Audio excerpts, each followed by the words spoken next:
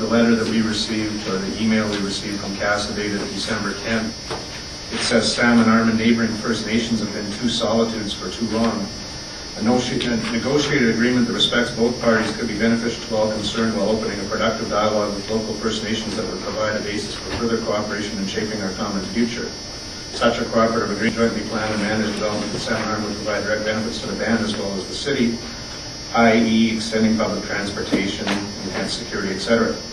You just made me feel that that's the process that's gone on over the last 6 months to a year with our staff and with your band and with this developer.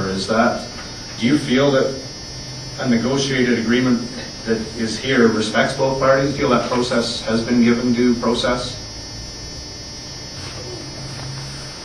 Because this makes it sound like First Nations doesn't feel we work together. I'm somebody else speaking for you, just so you know. But okay. I'll respond. I didn't write that letter. Oh, I know. Okay.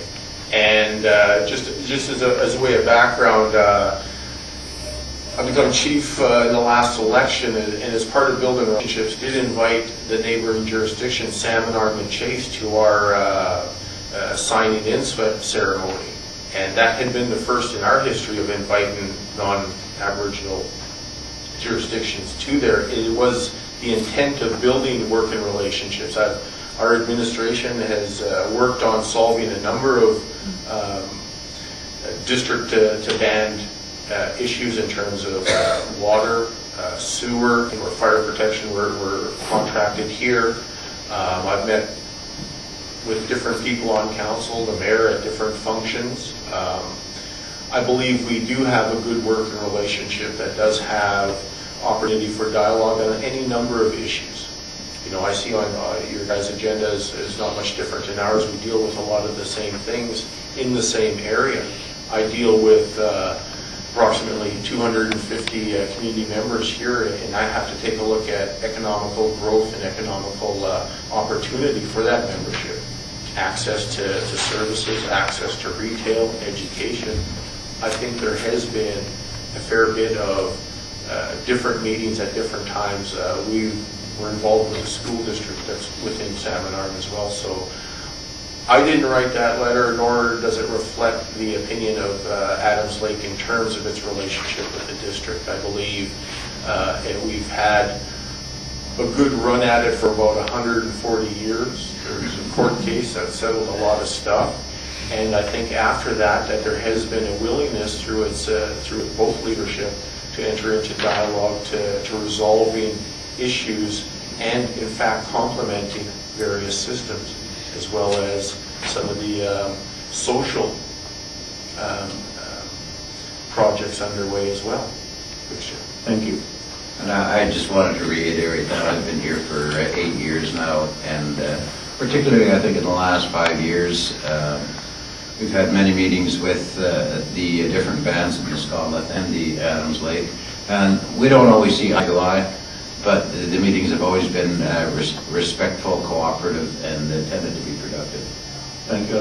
I just wanted to get feedback to make sure that the comments by this letter were certainly not how the City of Salmon Arm feels the negotiations have been, nor how the First Nations have felt the negotiations towards this agreement have been. So. No, and I was speaking about a relationship in general that it's been quite positive, and I think continues to move forward. Any further, Council? Councillor Aitken.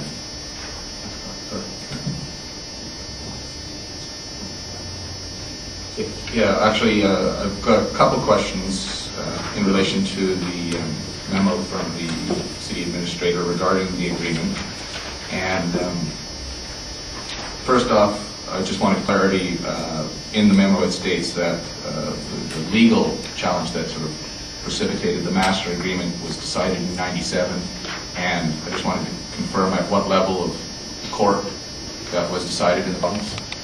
That would be the BC Court of Appeal, Your Worship, which is the highest court in the province. And after that, it's the Supreme Court. Supreme Court of Canada. Okay.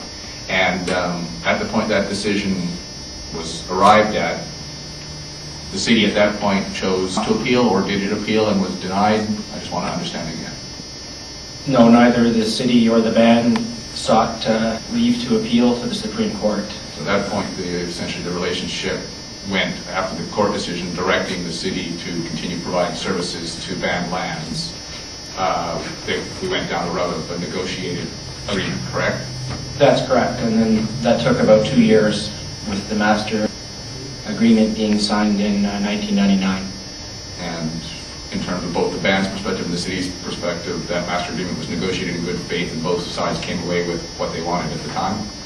Yes, I might add the master agreement has been amended 4 times since.